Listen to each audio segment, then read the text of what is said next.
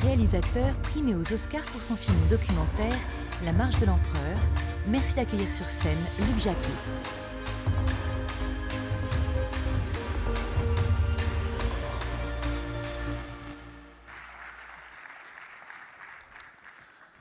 Bonjour, je voulais vous dire en premier lieu que je suis venu ici pour vous décevoir.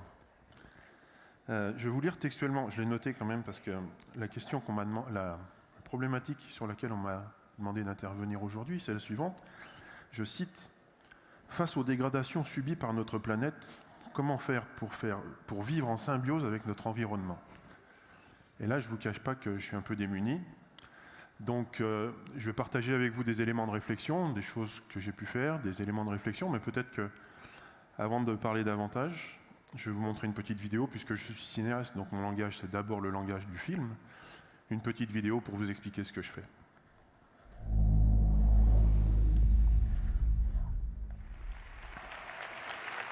And the Oscar goes to March of the Penguins, Luc Jacquet and Eve Garrigan. I'd like to dedicate this statuette to all the children in the world. Maybe the March of the Penguin will inspire them.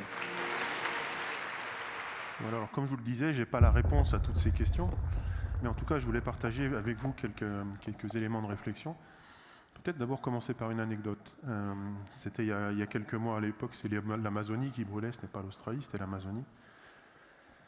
Et une radio me demande de faire une interview pour savoir ce que j'en pense, puisque j'ai fait un film sur les arbres, j'ai fait un film sur la forêt, c'est quelque chose qui me touche beaucoup.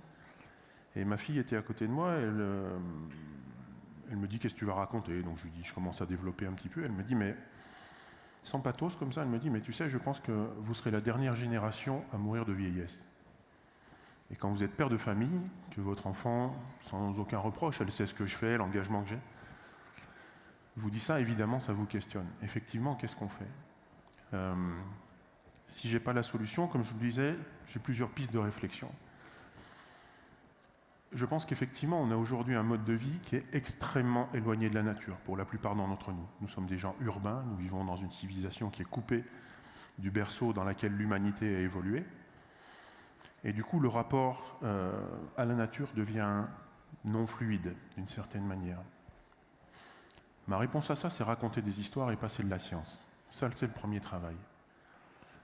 Le cinéma a cette puissance incroyable que de pouvoir parler à l'émotion des gens, c'est-à-dire une narration qui n'est pas une narration rationnelle, mais qui est la narration de l'émotion. Je suis convaincu, puisque de quoi parle-t-on au fond? On parle aujourd'hui de prendre soin de nous. On parle aujourd'hui de prendre soin de l'endroit où on habite. On parle aujourd'hui de laisser à nos enfants un monde vivable. Pourquoi cette idée ne rentre-t-elle pas dans la tête des gens? Comment peut-on être contre ça? Et cette question-là, elle se pose à tout le monde. Elle se pose de façon complètement universelle. Aux chrétiens, aux musulmans, aux juifs, à qui vous voudrez, elle se pose à tout le monde, quel que soit votre âge, quel que soit l'endroit où vous habitez sur la planète. Et donc je pense que si elle n'est pas rentrée dans les mœurs des gens, c'est qu'on l'a toujours mal expliquée. On ne sait pas l'expliquer. Comment faire? Il y a plein d'intérêts, on a tous des intérêts divergents, etc. Et je pense que l'émotion, renouée avec cette vibration que peut vous procurer la nature pour retrouver cette espèce de bon sens essentiel, est pour moi peut-être le premier élément de réponse. Il y a un deuxième élément qui était pour moi pas si évident que ça, puisque je suis scientifique de formation, je suis écologue, et je pensais que la science était quelque chose de très répandu. Vous connaissez tous ce chiffre hallucinant qui veut qu'aux États-Unis, peut-être même en France, 9% des gens sont convaincus que la Terre est plate. Jamais de ma vie, j'aurais pu imaginer qu'on serait arrivé là, puisque pour moi la science c'était une espèce de progrès infini, comme ça, qui allait vers une tangente merveilleuse vers le futur. Et le fait est que ce n'est pas vrai. Et moi j'ai cette capacité, du moins je le pense, en tout cas cette envie, ce savoir-faire, que de pouvoir à la fois parler à des chercheurs, mais aussi parler au grand public. Et je pense qu'aujourd'hui, on a besoin de la connaissance pour comprendre, mais les chercheurs sont les premiers à le dire eux-mêmes, ils ont énormément de mal à communiquer, puisqu'un scientifique ne sera jamais péremptoire, il ne simplifiera jamais, puisque son monde est un monde de « il me semble que », d'après la littérature. Aujourd'hui, quand vous parlez dans les médias, vous ne pouvez pas aller aussi vite que ça. Vous devez aller beaucoup plus vite que ça, pardon. Donc passer la science, pour moi, est quelque chose d'important. J'ai vécu quelque chose de formidable. Cette aventure de la marche de l'empereur était pour moi évidemment totalement inattendue. Et à la sortie de ça, énormément de scientifiques sont venus me voir en disant « On aime bien la façon dont tu passes la science parce que ça nous permet de toucher des gens qu'on ne peut pas aller chercher par ailleurs. » Et donc je pense, en se mettant au service de la science, c'est aussi faire avancer les choses. Une fois que j'ai dit ça, j'ai simplement effleuré le problème. Quand vous êtes cinéaste, vous avez malheureusement besoin d'argent, d'équipements, de matériel pour travailler. Aujourd'hui, le marché du cinéma est complètement bouleversé, j'apprendrai ça à personne, par l'arrivée du digital, par l'arrivée des plateformes numériques, etc. Donc nous, créateurs, on a un problème majeur de financement pour continuer à financer du cinéma qui soit exploitable à un niveau international, qui parle à tout le monde et qui soit d'extrêmement de bonne qualité. Et aujourd'hui, je vous le dis, le système de financement du cinéma tel qu'il existe ne permet plus de financer ce genre de choses. Donc il faut trouver des moyens de financement. Pour une raison également que je vais vous expliquer maintenant. J'ai produit un film qui s'appelle La glace et le ciel. Enfin, j'ai réalisé un film qui s'appelle La glace et le ciel, qui raconte l'histoire d'un scientifique français qui s'appelle Claude Lorius. Claude Lorius est un grand homme qui a eu le premier l'intuition que les glaces de l'Antarctique avaient conservé des bulles d'air qui étaient les archives du climat passé. Et c'est lui qui, en 1985, le premier, ou parmi les premiers, nous dit « Attention, il est en train de se passer un truc qui est directement lié à l'activité humaine, qui rejette du CO2.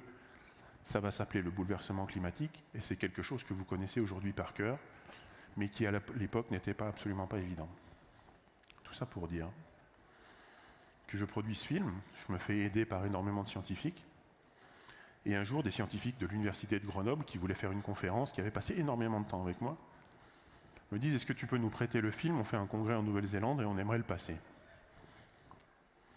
Je lui dis « Pas de problème. » J'appelle mon producteur et je lui dis « Est-ce qu'on peut passer une copie aux scientifiques ?» Il me dit « Ah bah non, c'est payant. La copie, c'est 800 balles. » Je dis « Mais on ne va pas faire payer des scientifiques. » « Ah oui, mais dans le système des droits, je ne peux pas faire autrement que vendre la copie 800 balles aux scientifiques pour qu'ils puissent montrer ça dans un congrès. » Il me dit « Mais c'est pas possible. » Et aujourd'hui, le système de la gestion des droits du cinéma nous empêche littéralement d'utiliser ce genre d'image, ce genre de film, pour faire le travail politique qu'il faudrait faire avec. Donc il faut trouver un système de financement qui vous permette de maîtriser les droits. C'est ce que je suis en train de faire aujourd'hui. J'ai monté une société, ce n'est pas le projet, ce n'est pas la discussion d'aujourd'hui, mais en tout cas la question du financement est une question majeure. La question aussi qui se pose pour moi, c'est qu'est-ce qui se passe quand les gens sortent du cinéma? Créer de l'émotion, on sait à peu près faire, raconter des histoires, je sais à peu près faire. Qu'est-ce qui se passe après? Et ça, pour moi, c'est une question absolument cruciale aujourd'hui. Il s'agit, et je pense que la réponse tient aujourd'hui dans les systèmes liés à la blockchain et à ces systèmes de valeurs partagées à travers des tokens qui permettent de créer des communautés qui soient des communautés fortes et des communautés de synergie. Moi, je sais amener les gens, je n'ose pas dire à un niveau de conscience, mais je sais les alerter sur quelque chose. Mais après, il faut que je puisse passer le relais. Et ça, pour moi, c'est quelque chose d'absolument essentiel. Et je crois que, en imaginant, par exemple, créer un système de valeurs qui serait un token, qui serait l'équivalent d'un billet de cinéma, mais qui pourrait être partagé par un certain nombre d'entreprises, ou un certain nombre d'acteurs ou de créateurs, concernés par les mêmes valeurs, peut-être que ce token pourrait continuer à vivre, un peu comme une flamme, à la sortie du cinéma. C'est en tout cas quelque chose auquel je crois beaucoup, puisque sinon tout ce que je fais ne sert à rien. Si on oublie, et on fait tout ça, on a tous vécu ce moment-là, et ça ne sert à rien. Donc je suis aujourd'hui en train de travailler pour imaginer quelque chose qui soit une valeur pérenne et partagée. Et je crois que c'est possible. Et je crois qu'il y a beaucoup d'intérêt aujourd'hui à créer des synergies de gens qui vont, chacun avec leur savoir-faire, puisque je pense qu'au fond, on est bon dans le champ de son talent. Ça ne sert à rien d'aller creuser un puits si vous êtes cinéaste ou inventer je ne sais quoi, de technologie, de la même manière. Donc je crois qu'il faut aussi entrer dans le champ il faut rester aussi dans le champ de son talent. Donc ça, c'est un travail que je suis en train de faire aujourd'hui, qui est évidemment un travail considérable, puisque vous êtes familier avec la tech, moi je ne le suis pas, je suis écologue de formation. Il faut arriver à trouver des systèmes qui soient justes, qui soient pérennes, et qui nous permettent d'arriver à nos fins, sinon on va perdre notre temps. Voilà. Je pense qu'il y a peut-être un élément que je ne vous ai pas mentionné aussi, qui est la notion de transmission. J'ai 52 ans aujourd'hui, c'est quelque chose d'important. Quand je fais des présentations de mes films, en particulier sur le climat ou sur la forêt, et que je vois une petite main comme ça qui se lève, je me souviens toujours d'une petite fille qui devait avoir à peu près 7 ans, et qui me dit « Bon, on a compris, mais qu'est-ce qu'on fait ?» Et je pense qu'aujourd'hui, notre travail de cinéaste, de passeur, est d'abord d'aider cette génération, d'accompagner cette génération pour ne pas la laisser toute seule face aux défis qui l'attendent. Il y a une métaphore que j'aime bien. J'ai l'impression que la génération de mes parents, la génération d'avant, même la mienne, on est parti en soirée avec une carte bleue, on a juste oublié de payer. Et c'est nos enfants qui vont payer. Donc comment fait-on aujourd'hui pour leur donner, les clés pour comprendre, je vous ai parlé de la science, de la connaissance, et de l'envie de se mobiliser, de ne pas devenir ou cynique ou destructeur. Et je pense que ça, c'est un travail extrêmement important. Ma réponse à ça, c'est d'emmener des gens avec moi sur les tournages, pour voir, parce que quand vous êtes dans les plus beaux endroits du monde, vous n'avez pas besoin d'explication, vous avez compris tout de suite pourquoi il fallait protéger. Quand vous êtes avec des gens qui vivent dans ces endroits-là, vous comprenez tout de suite leurs problématiques.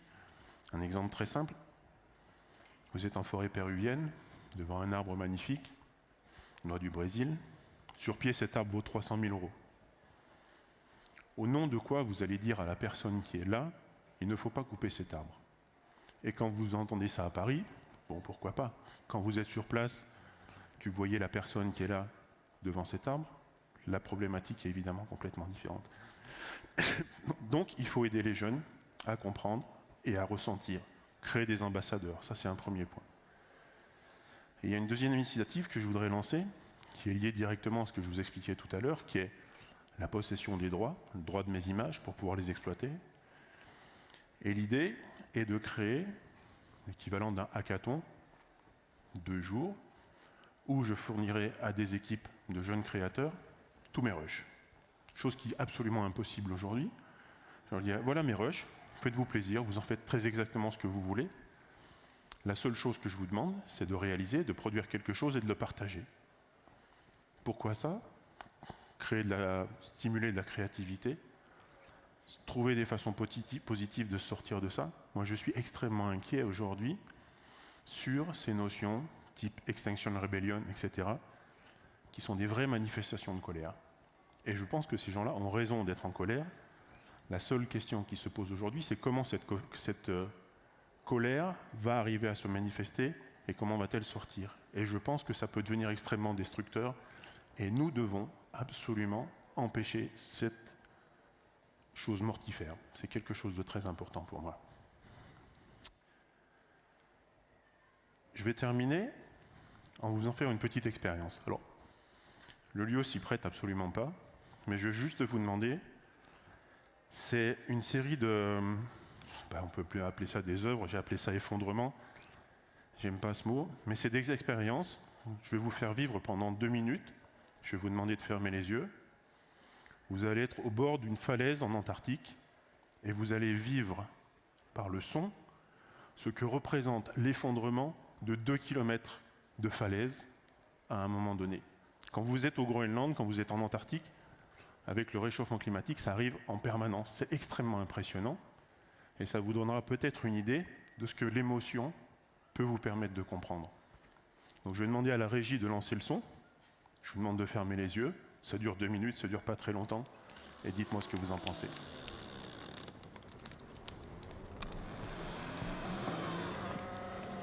Il faut que le son soit plus fort.